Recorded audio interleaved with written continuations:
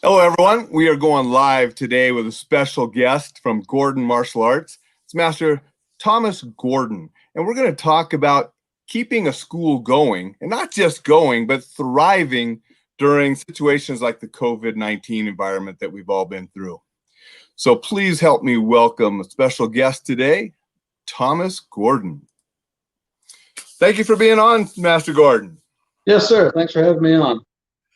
And just for in case people don't know who you are, which seems hard to believe because you've been running successful events and you're pretty well known in the martial art communities.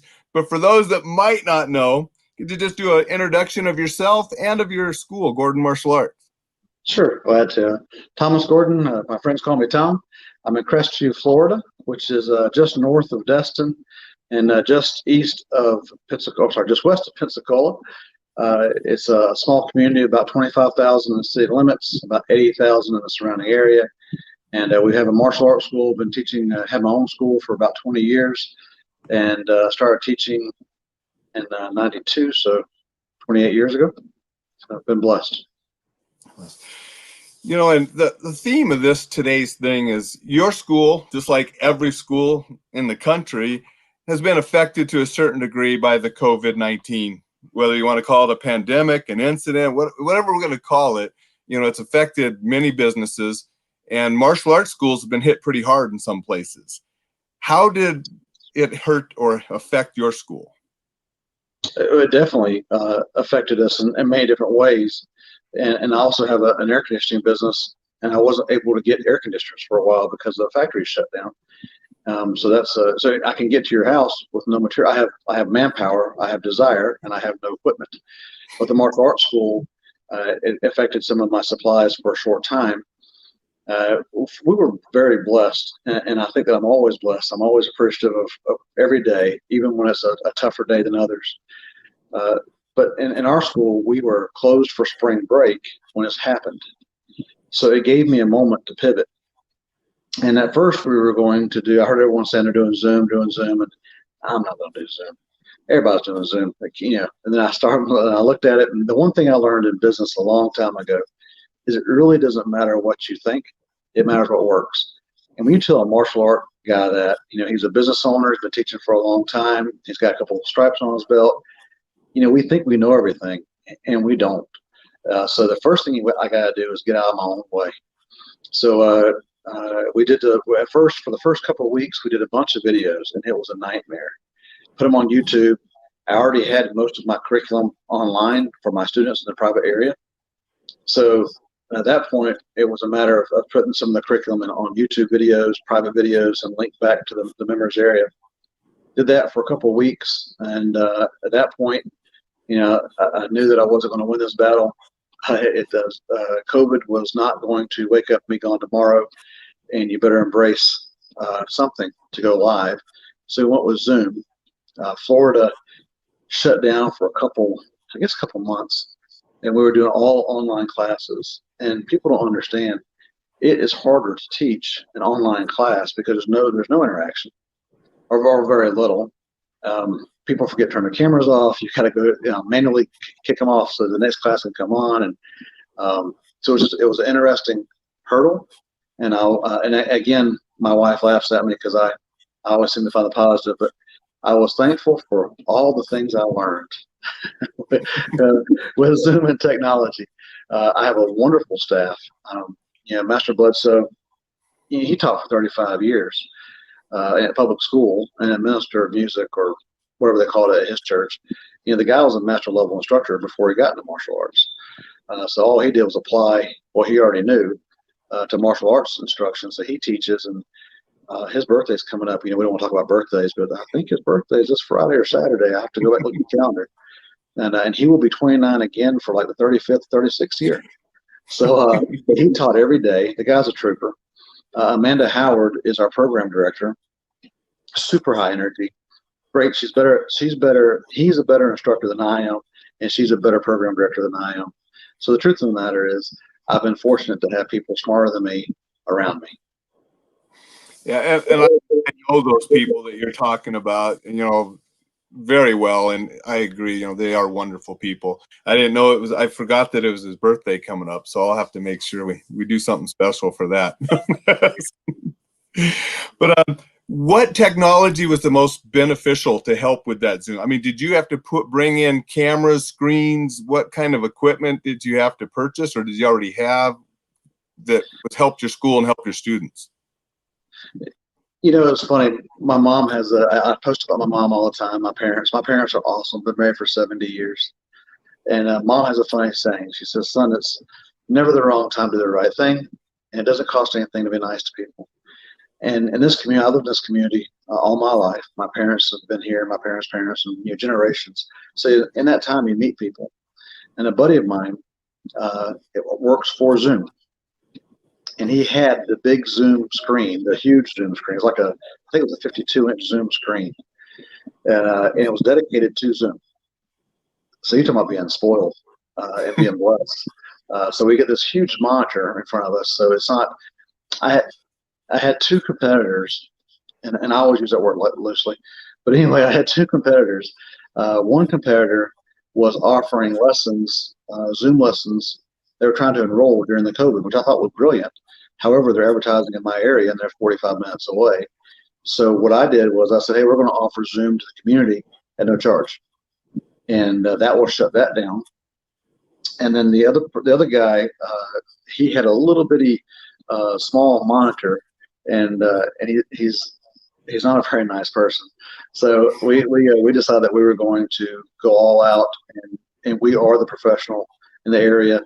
There's a couple chain martial arts in our area, and we do what we do, and we do what we do at the best of our ability, and provide the best service that we can.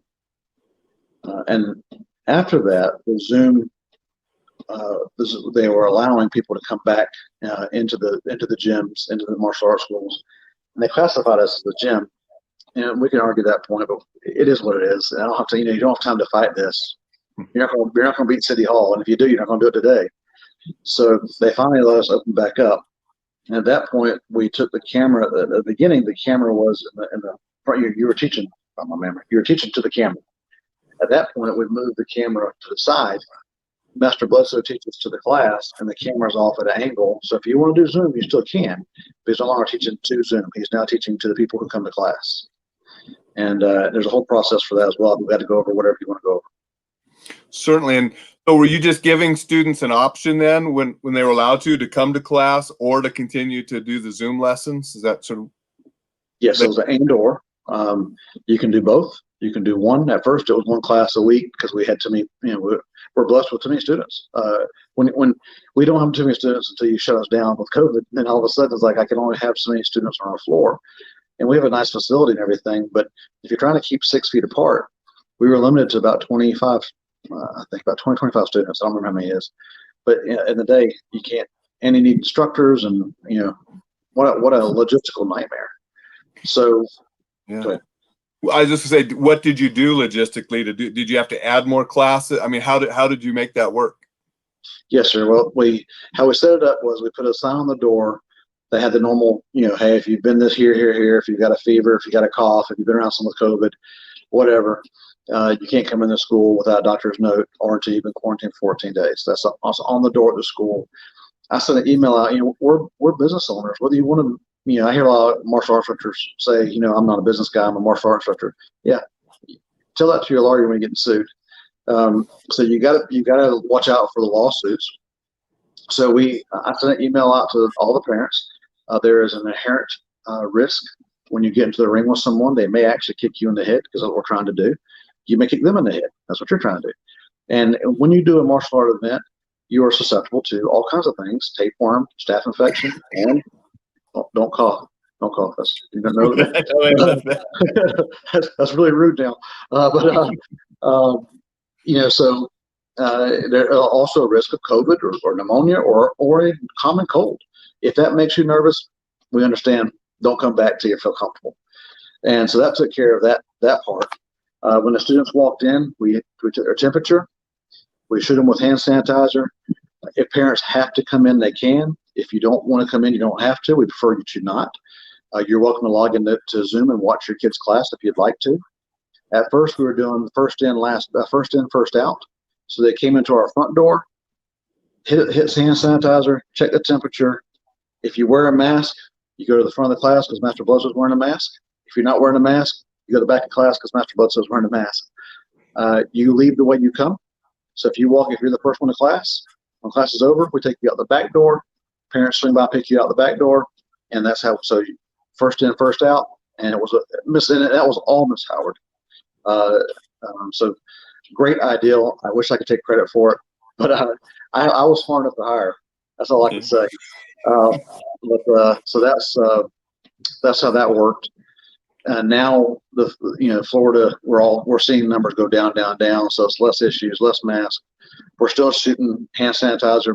And when I teach one class, I shoot hand sanitizer typically once or twice during the class, just to make sure that we're doing our part best of our ability. Are you allowing anybody to have physical contact with students? Because I know where I'm teaching at a gym, I was told that if the students were pairing up and going to be closer than 6 feet apart, they wanted the same students at least to be paired throughout the week, so there wouldn't be as much interaction and cross interaction between students. Is sort of one of the guidelines they told me at the place where I'm teaching. Wonder what you did on any of that. We do our best. Fortunately with Taekwondo, it's patterns and stuff like that. We haven't sparred. That affected my overall sales, which probably good to go over before we disconnect. For the combat jiu-jitsu and the Hapkido portion, it's hard to do Hapkido by yourself. So what we do is I tell people, if you are concerned with the social distancing, I understand, and we will put you over another area. And if you're not concerned with social distancing, we'll put you with a partner over another area. So I did my best to keep people apart who were apprehensive. I didn't I don't want to. I have a very strong political beliefs, and you shouldn't know what they are in my class. So I did my best to stay as neutral as possible and help people through their program. They came to me for martial arts, so that's what we try to do. Nice. And how did it work out? I mean, as far as student, did they like what was going on? Did you lose students? You gain students? How did it affect the bottom line, I guess, of the school? We definitely took a hit. No one liked it. We didn't like it. It was what we had to work with, and but I said, I liked it. We had people driving by, blowing the horn and waving to us in the window when they couldn't come back to class when we were doing Zoom only. So you create an environment that we create an environment where everybody wants to have contact. And so when we opened back up, they were so thankful to be open back up. Some sense of normalcy, even though it was better than staying home.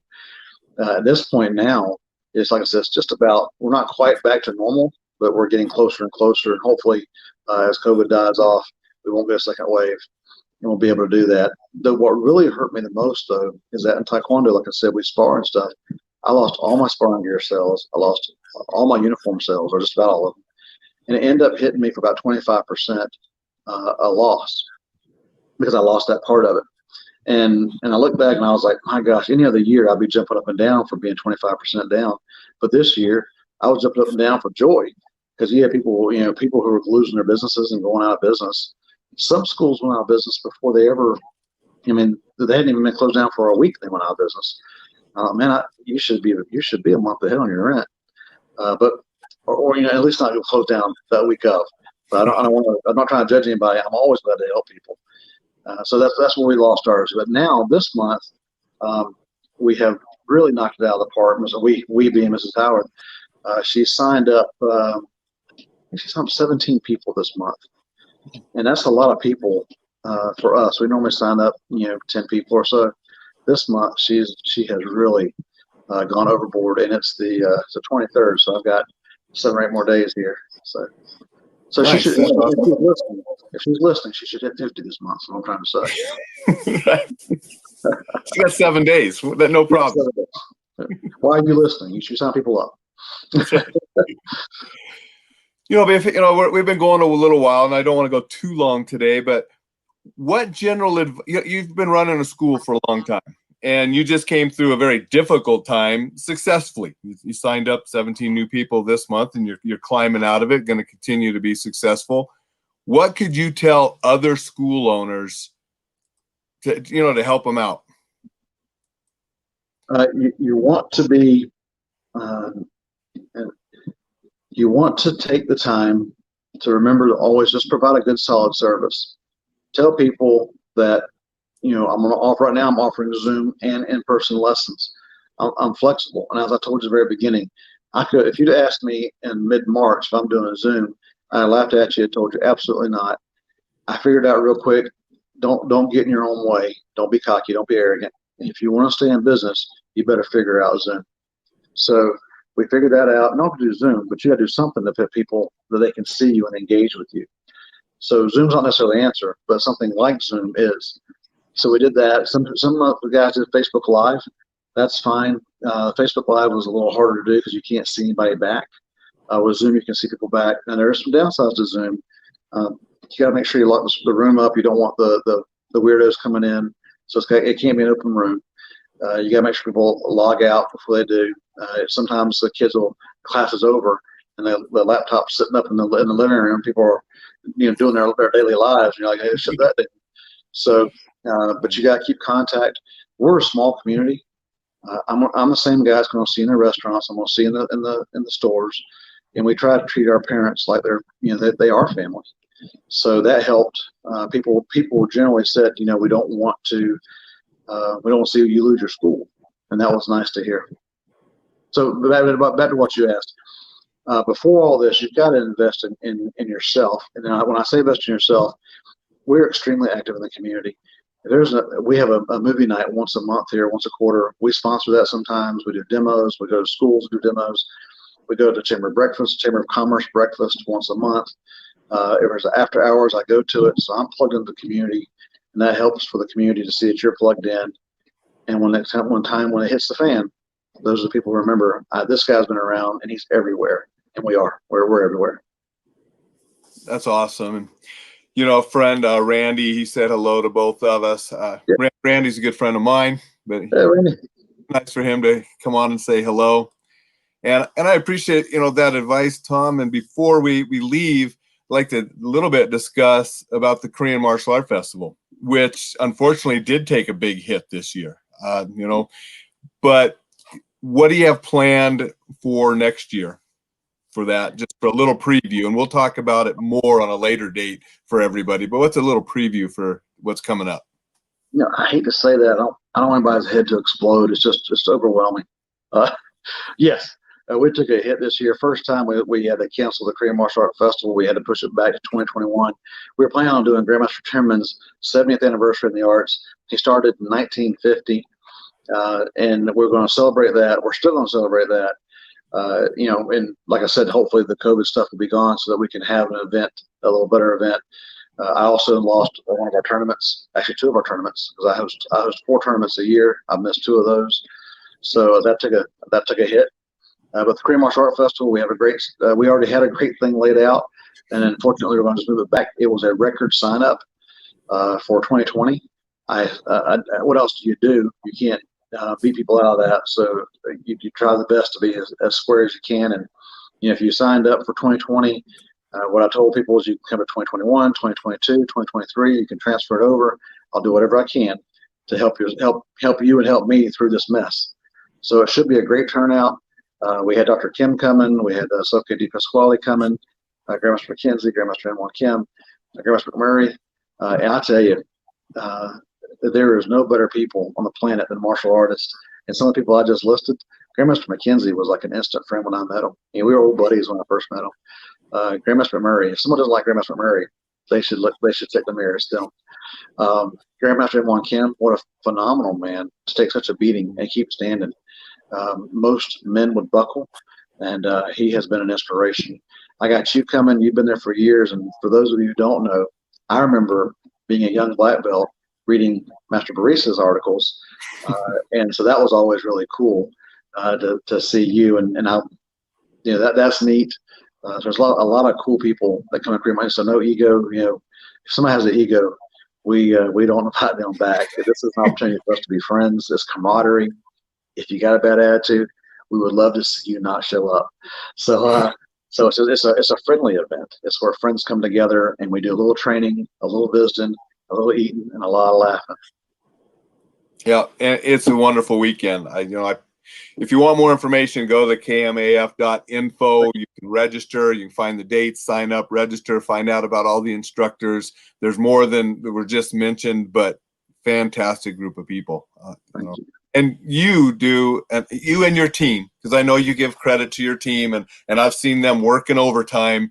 Oh, goodness. You as well, you and your team put on one heck of an event. And I've seen the work that goes behind the scenes to put on those events. And so there's huge kudos to all of you for that too. Oh, Miss Mary, Mrs. Young, Master Bloods, like I said, my wife, there's just Mrs. Howard. It's such an awesome, I'm humbled. And we had Grandmaster McMurray out one time, and I got a picture of him putting tables away. And like he didn't know who he is. How remarkable. And Grandmaster Moreland putting the floor down at the school one time because you boys are too big and y'all push my floor around. And you got Grandmaster McMurray and Grandmaster Moreland and I think Grandmaster Sims, Chief Master Sims was there, and they're all putting the floor back in between the break. And no one, it's just phenomenal. It's the dream event, and I'm blessed. Yep. Well, let's look forward to a fantastic 2021 event next April.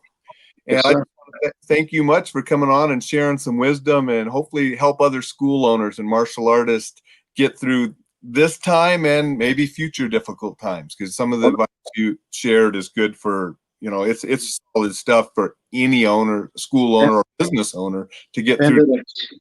Pandemics once a lifetime. Once a lifetime. We're done. It's done. We missed ours. I'm good with that. Yes, sir. Hey, man, I appreciate you having me on. It's good to see you, buddy.